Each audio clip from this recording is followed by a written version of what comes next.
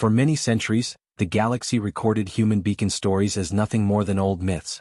In the great archives of alien worlds, the stories were stored beside legends about ghosts, lost gods, and imaginary monsters. Scholars laughed when humans spoke of them. To the galaxy, humans were creative storytellers, not serious thinkers. The stories said that long ago, humans built silent lights on dead and empty worlds. These lights were called beacons. They did not fire weapons. They did not send messages of power. They simply waited. According to the myths, the beacons were warnings meant for a future no one could see. That idea alone made most alien historians shake their heads. Why build something and never use it? James knew these reactions well. He worked as a historian at a mixed-species academy near the edge of settled space. His office was small and quiet, filled with old human data tablets and translated star maps. While other teachers focused on advanced weapons or alien biology, James studied human history that most believed was useless. During lessons, alien students often smiled when he spoke about the beacons. Some whispered jokes. Others openly laughed. Humans, they believed, were emotional and fragile. Surely they had never shaped the galaxy in secret. James did not argue. He simply read the old texts aloud in a calm voice. Emily always sat in the front row. She was young, even by human standards, and still curious about everything. While others mocked the lessons, she listened. She noticed how careful James was with the old words. She noticed how the stories repeated the same idea again and again. The beacons were not built to control others, but to protect life when things went wrong. One day an alien student asked the question everyone thought. If these beacons were real, the student said, why has no one ever seen one work?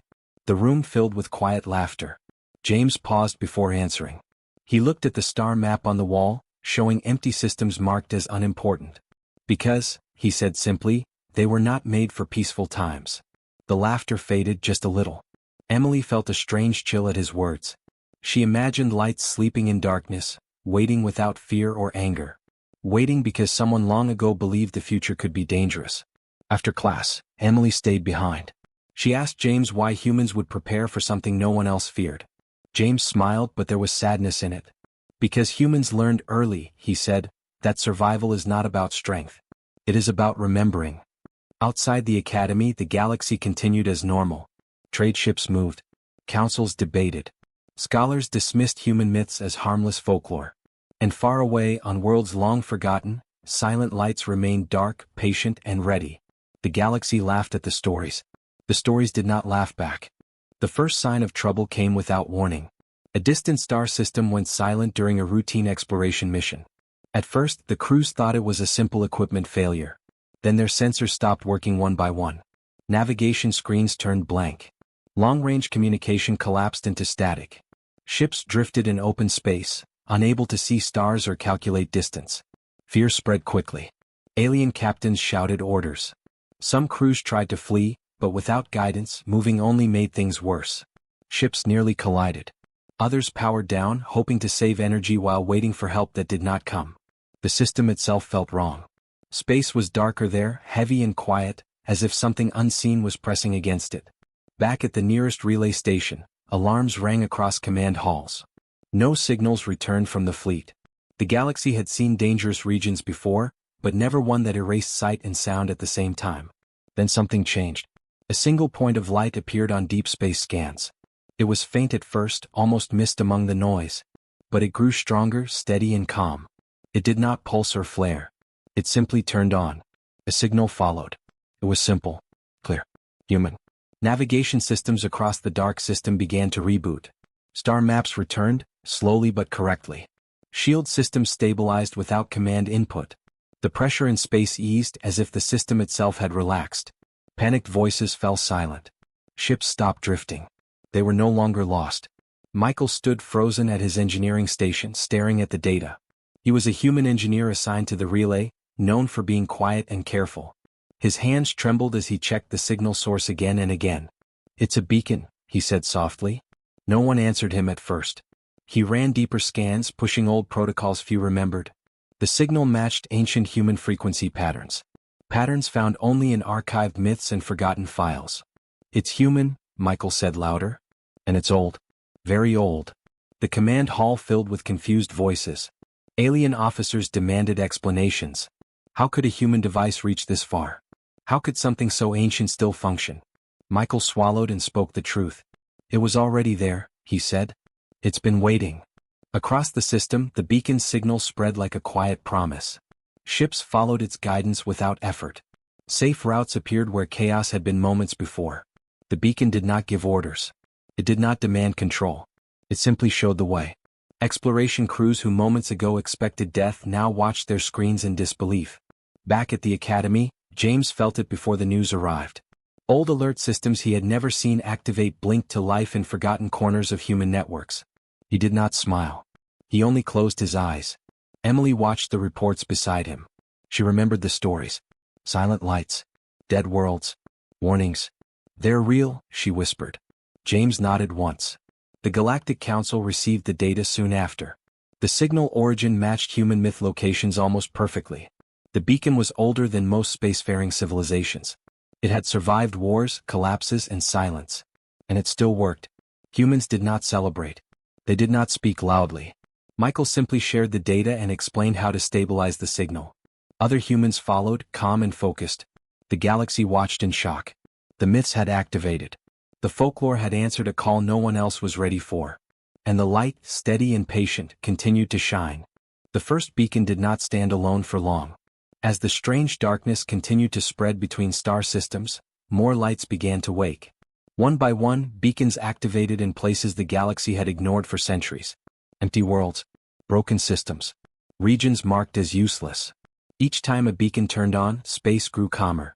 Sensors stabilized. Ships stopped drifting. Chaos faded. Daniel watched the pattern form on a wide display wall. He was a human systems analyst, careful and patient, known for noticing details others missed. Beside him stood Lauren, a human scientist with a sharp mind and quiet voice. Together, they compared the new data with old human records that most historians had never taken seriously. These aren't random, Lauren said softly. Daniel nodded. The beacons were not reacting to ships or battles. They were responding to something deeper. Something wrong with space itself.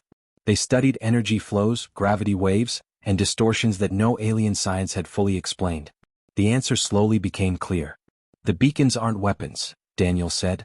They never were. Lauren looked at the readings again. They're anchors.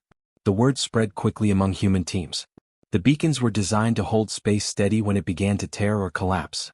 They pushed back against unseen forces that crushed sensors and bent reality. They did not attack the danger. They balanced it. Humans had built them long ago, after facing disasters the galaxy had forgotten or never recorded. Storms that broke star lanes. Regions where physics failed. Places where fleets vanished without a fight. Instead of trying to rule those dangers, humans had prepared to endure them. Alien leaders struggled to accept this truth. Councils demanded explanations. Why had humans never shared this knowledge before? Why hide such power? Lauren answered one council session with calm honesty. Because we hoped we were wrong, she said. Because we hoped the beacons would never turn on. The room fell silent. The beacons were not signs of control. They were signs of fear mixed with care. Humans had expected danger, but they had also believed the galaxy deserved a future without constant warning. As more systems stabilized, alien scientists confirmed the results. Without the beacons, entire regions would have collapsed. Trade routes, colonies, and fleets would have been lost. The galaxy had been standing on fragile ground without knowing it. Daniel reviewed a final projection and felt a quiet weight settle in his chest. Humanity had survived not because it was the strongest species, but because it planned for failure. For loss. For the worst days. Lauren stood beside him, watching another beacon light up far away. They built these for people they would never meet, she said. Daniel agreed. Humans long gone had chosen to protect a future they would never see. They had trusted that someone someday would understand. Across the stars, alien leaders began to see humans differently. Not as weak. Not as loud. But as careful beings who looked into the dark and prepared without pride. The beacons continued their work, silent and steady. And the galaxy began to realize that the greatest strength was not power, but foresight. The Galactic Council chamber was rarely quiet, but on that day silence filled the air. John and Jessica stood at the center of the wide hall, surrounded by leaders from dozens of species. Tall figures, scaled figures, and beings of light watched them closely.